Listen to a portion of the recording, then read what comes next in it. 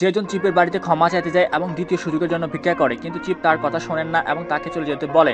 এদিকে চিপ প্রধানমন্ত্রীর কাছ থেকে একটি ফোন পায়, যিনি তাকে যেজনকে আরেকটি সুযোগ দেওয়ার নির্দেশনা দেন। এই বলে যে এটি পার্কের বিরুদ্ধে আমাদের জন্য উপকারী হবে। তাই প্রধান তাকে পার্কের অতীত সম্পর্কে কিছু বিবরণ প্রদান করে। পরের দিন যেজন পার্ককে তার অফিসে ডেকে পাঠায় এবং তাকে বলে যে তার নিজের এই হসপিটালটি ছেড়ে দেওয়া উচিত, না হলে এটি তার জন্য ভালো হবে না।